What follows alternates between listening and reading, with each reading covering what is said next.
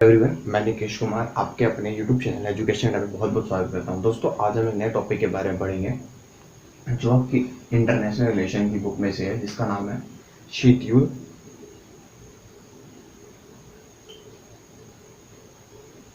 सबसे पहले हम शीत युद्ध पढ़ेंगे। इसके अंदर सबसे पहले हम चीज पढ़ते हैं उत्पत्ति।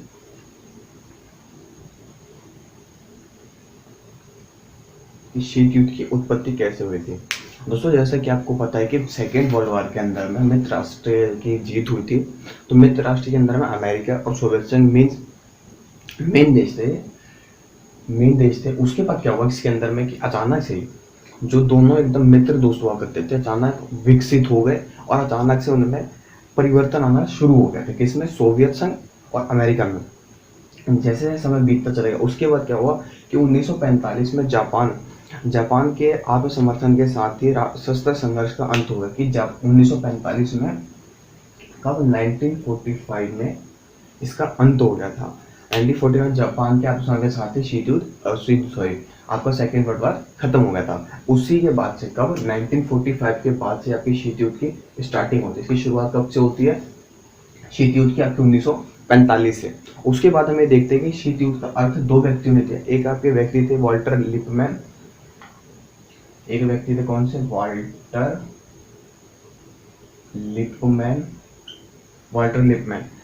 लिपमैन ने शीत युद्ध का प्रयोग किया है। इसका विपरीत दो शक्तियों के गुटों के मध्य जैसी स्थिति होती है कि इसका क्या इन्होंने क्या किया है कि शीत युद्ध शब्द की जो व्याख्या की है, इन्होंने क्या किया है कि वॉल्टर लिपमैन ने एक वैसी व्याख्या की है कि दो गुटों के बीच में मध्य युद्ध जैसी स्थिति होती है, लेकिन युद्ध नहीं होता। मतलब कहने का तात्पर्य ये है कि शीत युद्ध के अंदर में कि दो ऐसे जो देश हैं उनके बीच में युद्ध की स्थिति बनी रहती है, लेकिन युद्ध की स्थिति बनी रहती है, लेकिन युद्ध होता नहीं है। वो टकराव चलता ही रहता है, पर युद्ध नहीं होता। लिपमैन ने उस चीज को कहा। उसके बाद आपके दूसरे इसमें एक व्यक्ति आते हैं फ्लेमिंग। इसमें आपके दूसरे व्यक्ति आते हैं फ्लेमिंग। अब फ्लेमिंग क्या कहते हैं? फ्लेमिंग ये कहते हैं कि शीत युद्ध का वर्णन करते हुए वो कहते हैं कि एक ऐसे समूह बताया जो युद्ध स्थल पर नहीं लड़ते। कि इन्होंने ये बताया कि शीत युद्ध के अंदर में एक ऐसे समूह होते हैं जो जमीन पे, आसमान में या स्थल पे वो लड़ाई नहीं करते हैं, वो मन में युद्ध करते रहते हैं कि आपसी विचारों की युद्ध होती है। उसके मतलब मस्तिष्क के अंदर में या दिमाग के अंदर में वो आपस में लड़ाई झगड़ा करते रहते हैं। उसके बाद हम ये देखते हैं कि इसके उदय के मेन कारण क्या है कि किन कारणों से इसका उदय हुआ था। उसका पहला इसमें सबसे पहला था बोल्शेविक क्रांति के साथ। ये पहला इसका आता है बोल्शेविक क्रांति कि बोल्शेविक क्रांति के साथ इसका मतलब आशंका इसलिए हुई थी। देखिए, शीत युद्ध की शुरुआत जो हुई थी उसके कई कारण थे। जैसे मैंने आपको बताया कि 1945 में जापान हार गया था युद्ध के अंदर में। लास्ट मोमेंट पे उसी को सबसे अमेरिका ने परमाणु बम से को हराया था। उसके वॉल्टर लिपमैन का विचार, फ्लेमिंगो का विचार। अब आते हैं इसमें क्या कहते हैं, हाँ, इसमें आते हैं बोल्शेविक क्रांति कि बोल्शेविक क्रांति के अंदर में कि बोल्शेविक क्रांति की वजह से इसकी शुरुआत कैसे हुई थी। इसके अंदर हम देखते हैं कि 1917 में सोवियत रूस कि उस समय कहते हैं कि 1917 में रूस में शुरुआत हुई। कब? 1917 में रूस में, जो सोवियत रूस कहलाते थे, इस सोवियत रूस में उत्पत्ति के साथ ही 1917 सोवियत रूस की उत्पत्ति के साथ ही पश्चिमी देशों से संबंध तनावपूर्ण रहे कि इसकी 1917 में उत्पत्ति के साथ ही जो पश्चिम इसके और भी देश थे सबके साथ क्या हुआ कि उनके तनावपूर्ण संबंध स्टार्ट हुए कि उनके बीच में अच्छा बैलेंस नहीं बन पा रहा था या फिर अच्छी बातचीत नहीं हो पा रही थी उन लोगों से। उसके बाद हम क्या देखते हैं कि 1941 में क्या था कि हिटलर द्वारा अचानक सोवियत रूस पर हमला करना कि इसमें 1941 में क्या किया हिटलर ने, जो जर्मनी का शासक था, इसने क्या किया अचानक से युद्ध कर दिया। इसके ऊपर रूस सोवियत संघ के ऊपर अचानक से युद्ध कर दिया था। इसकी वजह से पश्चिमी देशों से हाथ मिलाना पड़ा। इसकी वजह से इसको क्या हुआ, पश्चिमी देशों के साथ हाथ इसको मिलाना पड़ा। ओके, सेकंड पॉइंट हम इसमें ये देखते हैं। सेकंड पॉइंट का है प्रथम विश्व युद्ध के उपरांत शीत युद्ध का उदय कि प्रथम विश्व जब आपका चल रहा था उसी टाइम से ही थोड़ा सा महसूस होता है शीत युद्ध की उत्पत्ति हो रही है। मतलब ये कहते हैं ना कि आशंका हो रही है कि हाँ, एक शीत युद्ध का एक बड़ा रूप ले सकती है। ठीक है, उसके बाद इसमें तीसरा पॉइंट हम ये देखते हैं कि परमाणु हथियारों से शीत युद्ध, परमाणु हथियारों के साथ शीत युद्ध की उत्पत्ति। कि प्रथम विश्व युद्ध में इतना हथियार को यूज नहीं किया जितना सेकेंड वर्ल्ड वॉर के अंदर। फॉर एग्जांपल के लिए आप ये देख सकते हैं इसके अंदर में कि 15 अगस्त को, जब 15 अगस्त को जापान पर अमेरिका द्वारा परमाणु बम गिराया गया था। कि जापान द्वारा क्या था, युद्ध खत्म करने के लिए परमाणु बम गिराया गया था। ठीक है, उसके बाद हम अगला टॉपिक इसमें हम पढ़ते हैं।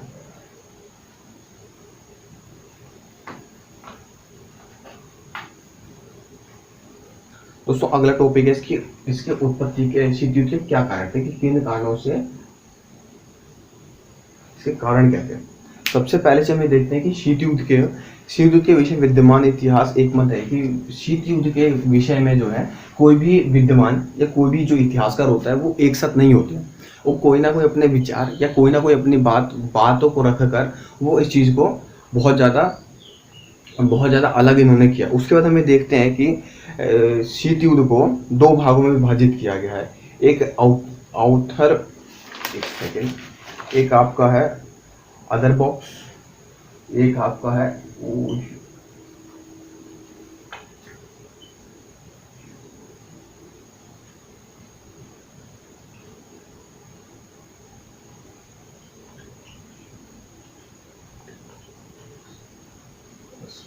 और सेकेंड है आपका रेविसियोनिस्ट।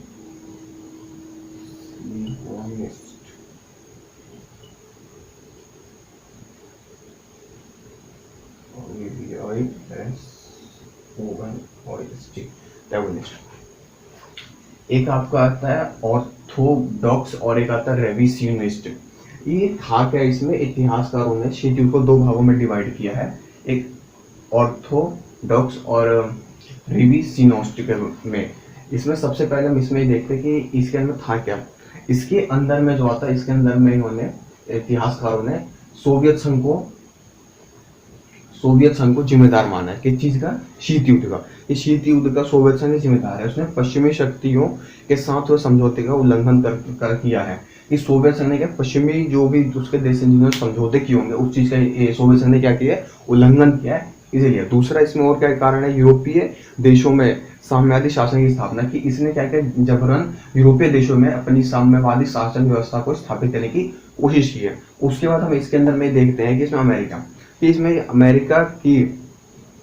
अमेरिका पश्चिमी देशों के मध्य महाशक्ति बनकर उभरा। कि अमेरिका जो था इसमें अमेरिका आपका आ गया कि इसमें अमेरिका जो था पश्चिमी देशों के साथ जितने भी पश्चिम के मध्य देश हुआ करते हैं उनके साथ एक बहुत बड़ी शक्ति बनकर वो उभरा। दूसरा, शीत युद्ध के लिए सबसे बड़ा जिम्मेदार अमेरिका को माना जाता है। कहते हैं इतिहासकार कि सबसे बड़ा जिम्मेदार जो शीत युद्ध का वो अमेरिका ही है। उसके बाद हम दूसरा इसके अंदर पॉइंट हम देखते हैं कि सोवियत संघ का दायित्व क्या था। कि सोवियत संघ ने अपने पक्ष में क्या बात रखी थी कि कुछ ऐसी गतिविधियां जिससे अमेरिका और पश्चिमी शक्ति नाखुश थे। कि सोवियत संघ ने कुछ ऐसे काम भी किए थे जिससे क्या था, अमेरिका और उसके पश्चिमी जो शक्ति थे उससे नाखुश थे। जैसे कि आपने पढ़ा था कि जैसे भी बताया था कि साम्यवादी व्यवस्था को जबरन किसी पर लागू करना है। कि साम्यवादी जो उनकी व्यवस्था थी उसको जबरदस्ती किसी पर लागू वो कर रहे थे। उसके बाद हम ये देखते हैं कि नाजियों में आजाद कराए गए क्षेत्र।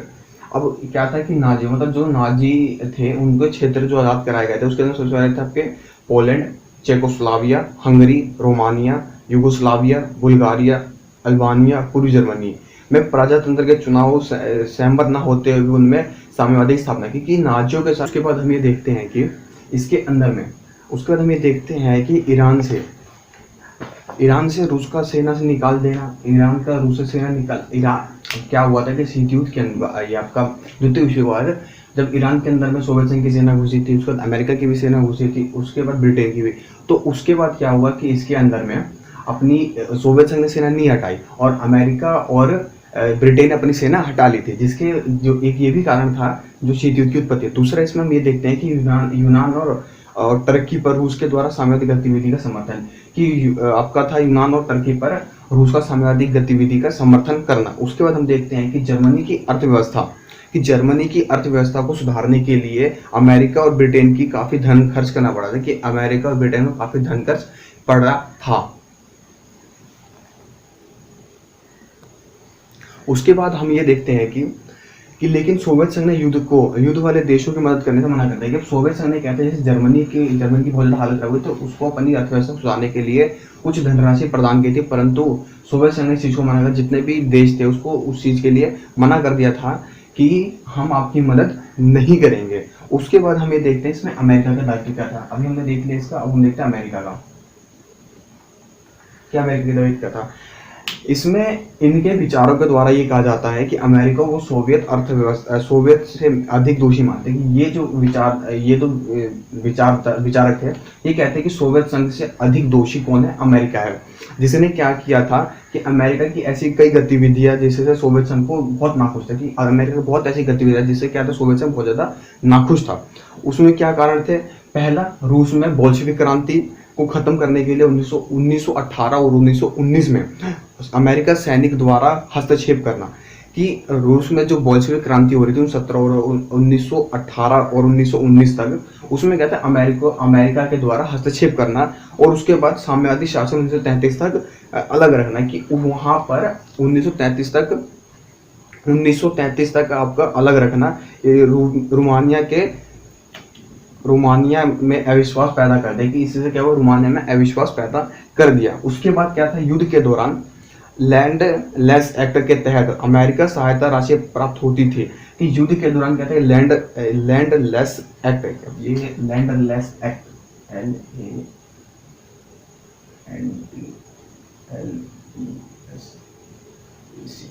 लैंड लेस एक्ट के तहत क्या था कि रूस अमेरिका सहायता राशि प्राप्त होती थी, परंतु जर्मनी से सहारा रूस को जन सहायता चाहिए थी। तब अमेरिका द्वारा राष्ट्रपति ट्रूमैन ने सहायता प्रदान राशि बंद कर दी।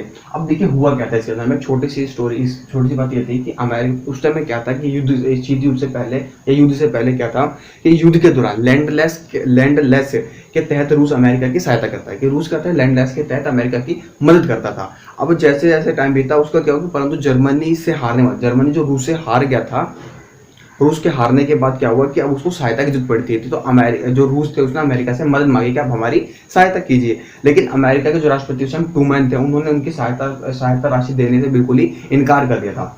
उसके बाद हम देखते हैं, ठीक है, उसके बाद हम इसमें अगला पॉइंट पढ़ते हैं, साचेत मित्र। आपका अगला पॉइंट आ रहा है साचेत मित्रता एवं बिखेरता गठजोड़। ये हुआ था आपका 1945 से लेकर के 1945 से 53 तक, 1945 से 1953 तक। अब इसके अंदर में देखिए मेन क्या था कि सबसे पहला इसमें हुआ था आपके राष्ट्रीय संघ की स्थापना कब हुआ था, 1945 में राष्ट्रीय संघ की स्थापना हुई थी। उसके बाद हम देखते हैं कि 12 मार्च 1947 के दौरान ट्रूमैन सिद्धांत की स्थापना हुई थी। इसके बाद 12 मार्च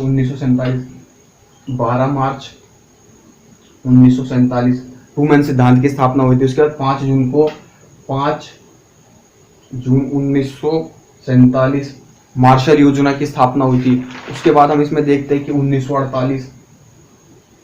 1948 के अंदर में आपका बर्लिन की दीवार पे घेराबंदी हुई थी। उसके बाद हम ये देखते हैं कि 1949 में वीटो का गठन हुआ था। इसके अंदर में नाटो का, इसमें आपका 1948 में नाटो का गठन हुआ था। उसके बाद 1 सितंबर 1951 को अमेरिका, न्यूजीलैंड एवं अमेरिका के सुरक्षा संधि तथा जापान संधि पर हस्ताक्षर हुए थे। कि ऑस्ट्रेलिया, न्यूजीलैंड और अमेरिका के साथ सुरक्षा संधि और जापान के साथ भी संधि हुई थी। उसके बाद हमें देखते हैं कि शीत युद्ध 1950 में यूरोप में एशिया पहुंच गया।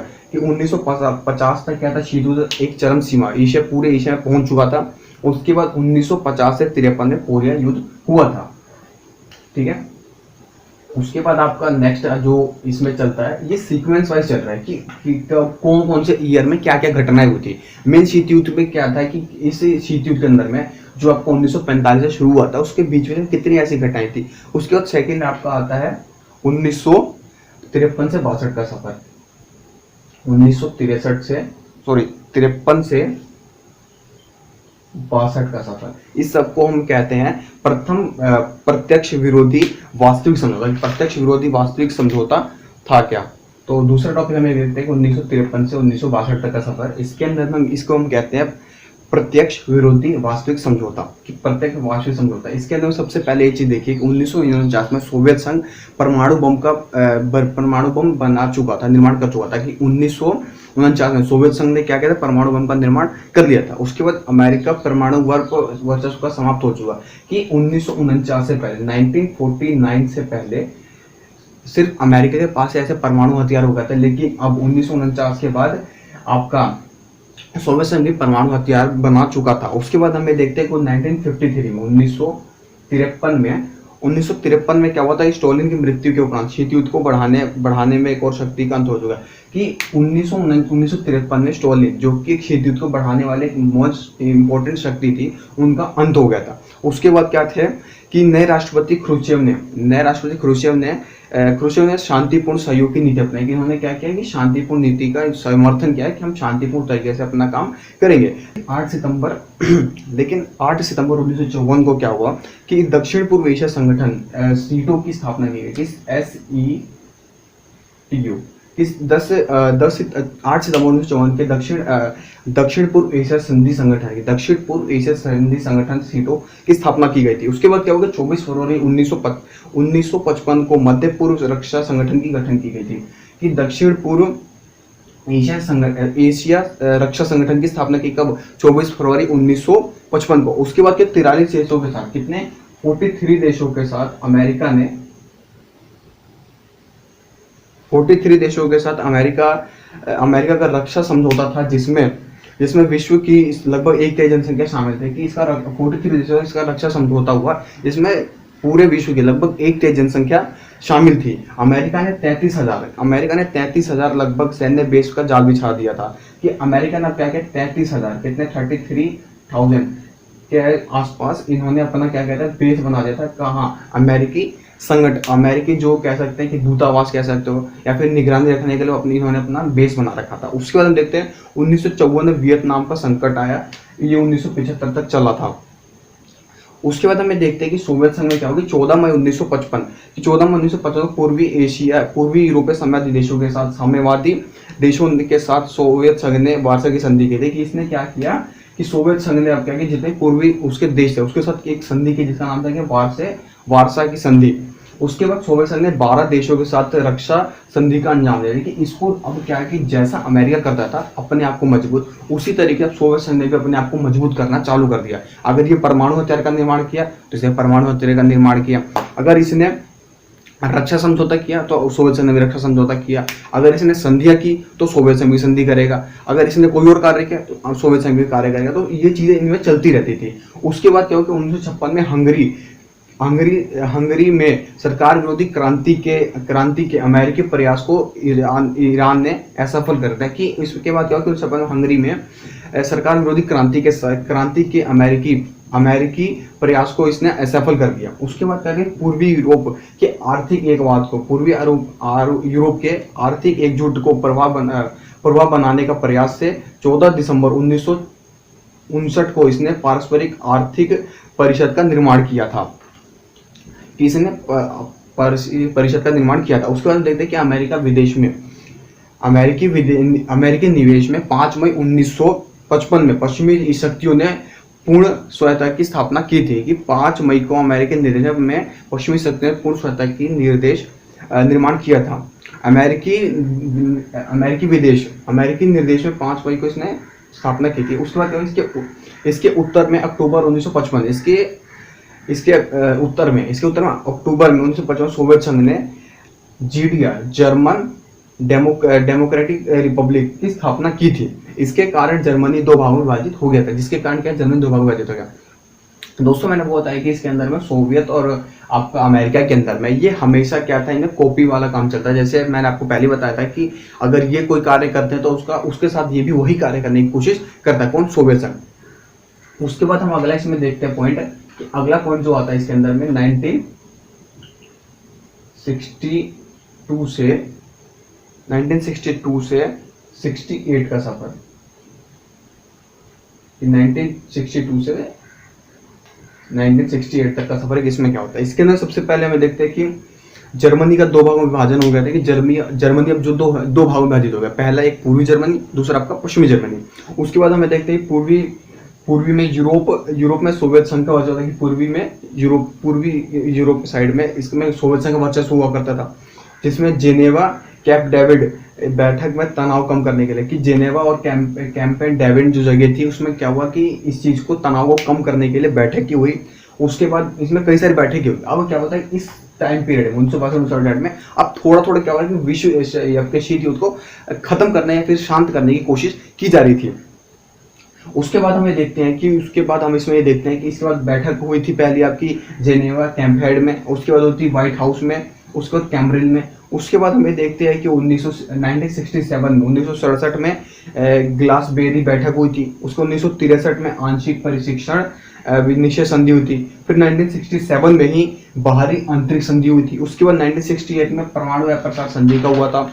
उसके बाद इसमें हम देखते हैं कि राष्ट्रपति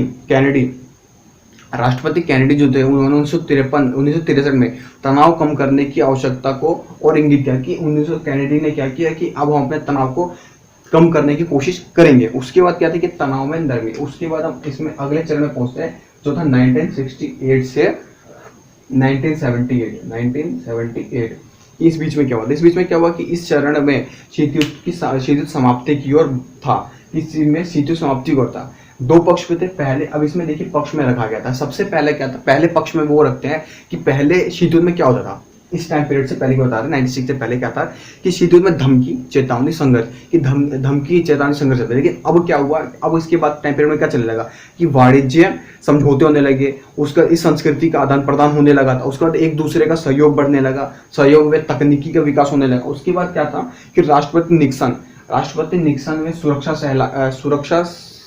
सलाहकार हेनरी एस किसिंजर अपना संभव हुआ कि इनकी वजह से ये चीजें संभव हो सकी कि इसमें शांति की वार्तालाप हुई। उसके बाद हम देखते हैं कि अमेरिका सोवियत संघ संबंध को बढ़ाने में इस व्यवस्था को आधिकारिक रूप से 1959 में दीतान का नाम देंगे। इस व्यवस्था का नाम क्या रहेगा, दीतान।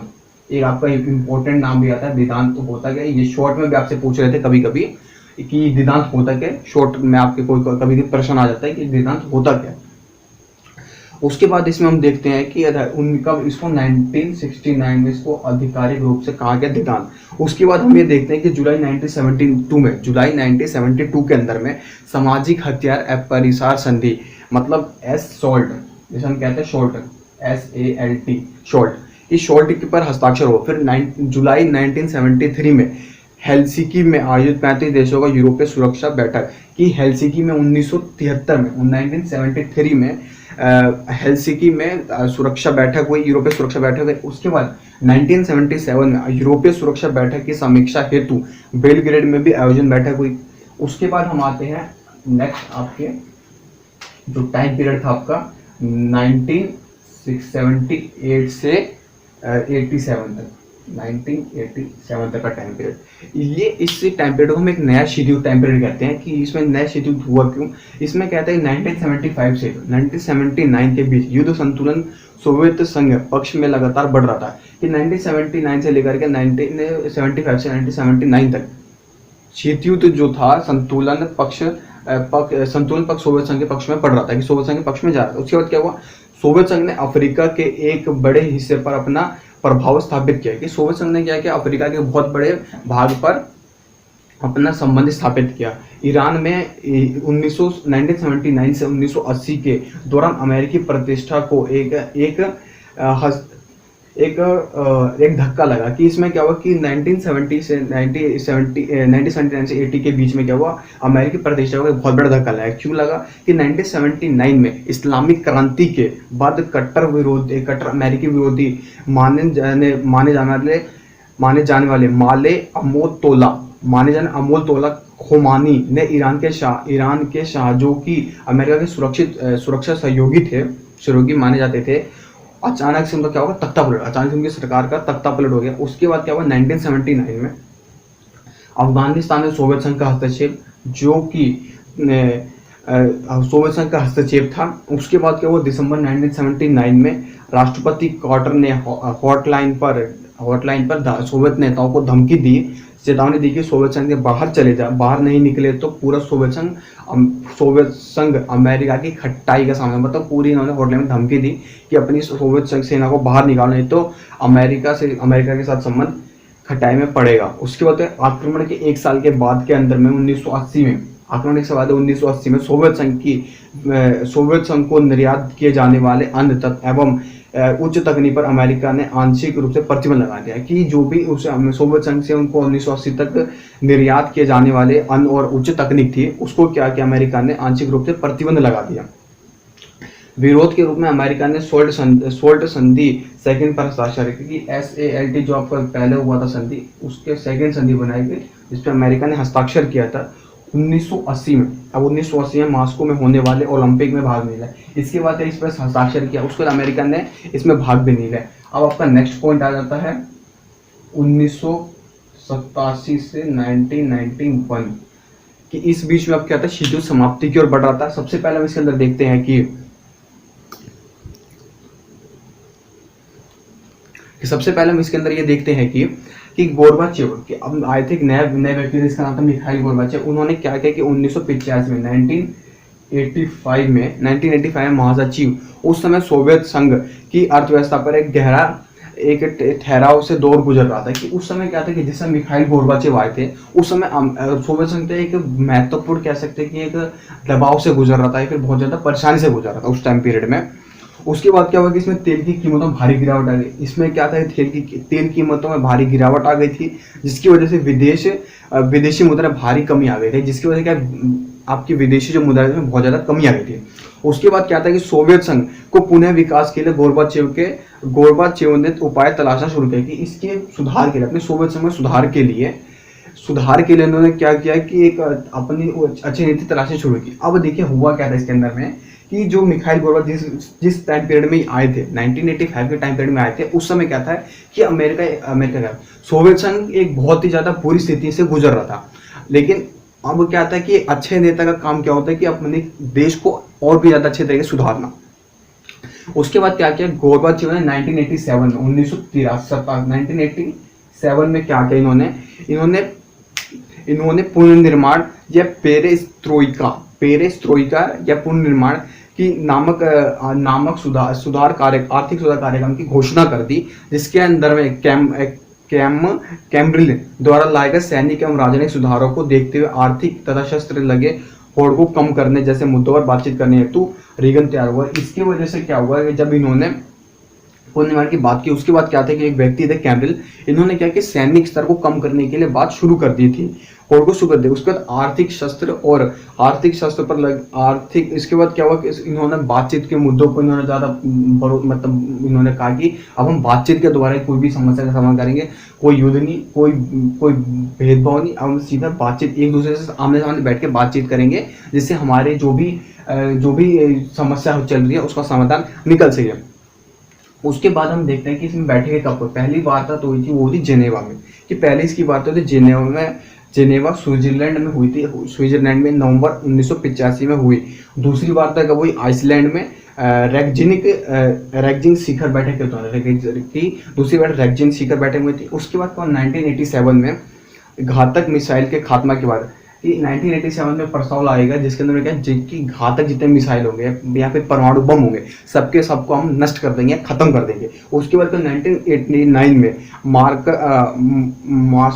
मॉस्को में गोर्बाचेव तथा बुश ने स्टार्ट पर हस्ताक्षर किया कि इन्होंने एक नया संधि की, कौन सी, START स्टार्ट, कि इस पे इन्होंने हस्ताक्षर किसने, मिखाइल गोर्बाचेव और जॉर्ज बुश ने किया था। उसके बाद क्या हुआ 1990 में गोर्बाचेव रीगन के उत्तराधिकारी जॉर्ज बुश पर शीत युद्ध का अंत की घोषणा कर दी। कि उसके बाद क्या हुआ कि 1990 में गोर्बाचेव और रीगन, उसके बाद कौन से व्यक्ति है, रीगन, इन्होंने क्या किया कि 1990 के बाद ही शीत युद्ध की इन्होंने घोषणा कर दी थी कि अब हम शीत युद्ध को समाप्त कर रहे हैं। ठीक है, ओके दोस्तों, आपका यही टॉपिक, आपका दूसरा टॉपिक था शीत युद्ध, इसके कारण क्या थे और इसमें कुछ इंपॉर्टेंट टॉपिक्स भी थे, इसको हमने आज बताया है। इसके बाद मिलते हैं नेक्स्ट टॉपिक में। ओके दोस्तों, थैंक यू। इस वीडियो को ज़्यादा लाइक करें, शेयर करें, सब्सक्राइब करें और अपने दोस्तों इसको शेयर करें, ताकि ये और भी लोगों को पता चल सके कि ये हमारा नेक्स्ट टॉपिक है। इससे पहले हमने और भी ऐसे टॉपिक्स बनाए थे। ओके दोस्तों, मिलते हैं हम नेक्स्ट टॉपिक में। धन्यवाद।